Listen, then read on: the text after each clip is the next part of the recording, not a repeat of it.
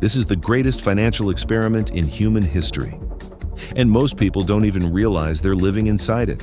Global debt, public, corporate, household, has exploded beyond anything civilization has ever seen. Trillions are borrowed as if numbers no longer matter. Central banks create money with a few keystrokes. Families sign 30-year loans as casually as buying groceries, but no one asks, can this system really last? Debt isn't just finance, it's power, control, and time itself. Yet every system has limits. The real question is not if this mountain collapses, but when and who pays the price. To find answers, we must return to the beginning. Debt is as old as civilization. The first clay tablets weren't poems, they were ledgers, records of who owed whom. That's where the chain began. Debt is as old as civilization itself. The first clay tablets weren't poetry, they were ledgers.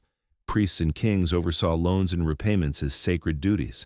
When debt became unbearable, they declared jubilees, mass forgiveness to prevent collapse.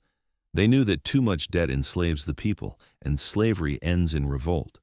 Ancient leaders understood something modern ones forgot. You can't chain an entire society forever. By the Renaissance, debt evolved. The Medici of Florence didn't rule kingdoms, they financed them. Kings, popes, and empires all ran on borrowed gold. Debt became the fuel of ambition, and like all fuels, it could burn the world. Spain, rich with silver from the New World, went bankrupt 4 times in the 1500s. Even empires drowned in credit when greed outran gold. From then on, debt was no longer personal, it was geopolitical.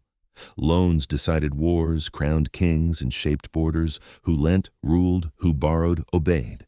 After World War I, nations were buried under obligations. Germany's war reparations led to the nightmare of hyperinflation, wheelbarrows of paper money for a loaf of bread. Debt had destroyed an economy, and soon it would destroy peace. Then, in 1944, came Bretton Woods, the blueprint of our modern system. The United States, holding 2/3 of the world's gold, set the rules. The dollar became the anchor, fixed to gold at $35 an ounce. It promised stability, but created dependence. By the 1960s, America printed more dollars than it had gold.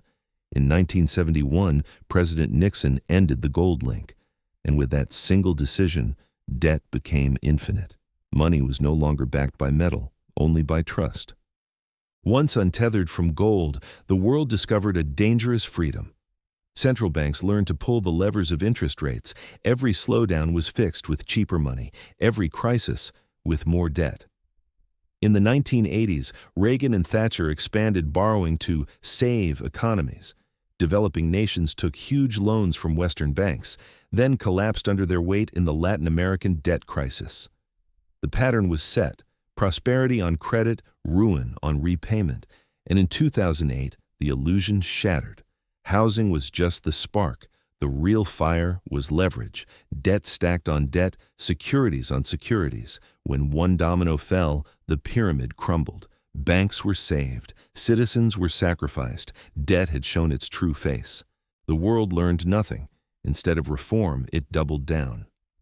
By 2023, global debt passed $300 trillion, almost 4 times the size of the global economy. Japan owes more than twice its GDP. The U.S. crossed $34 trillion. Interest payments now rival defense budgets. But people stopped noticing. Debt became invisible. When governments borrow, they don't knock on your door. They sell bonds, quietly placing the burden on your future. The calm you see in markets is not stability. It's anesthesia before surgery. Every borrowed dollar is a claim on tomorrow's work, and debt always ends one of 3 ways. 1, you pay it back. 2, you inflate it away. 3, you default. Today, the world has chosen inflation, a slow, silent theft. Prices rise, savings shrink, and debts quietly dissolve. Governments call it growth. Citizens call it cost of living.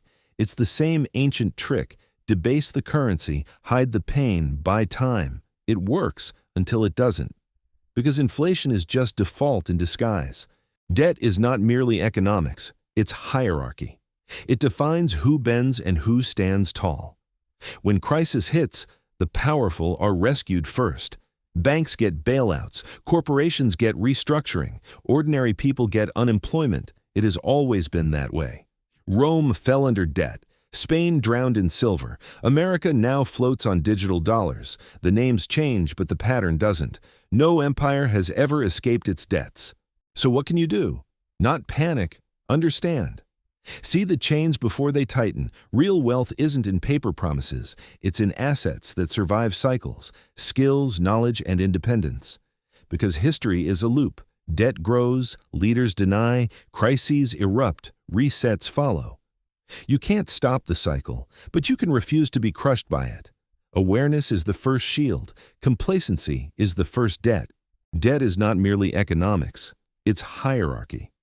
It defines who bends and who stands tall. When crisis hits, the powerful are rescued first. Banks get bailouts, corporations get restructuring, ordinary people get unemployment. It has always been that way. Rome fell under debt. Spain drowned in silver. America now floats on digital dollars. The names change, but the pattern doesn't.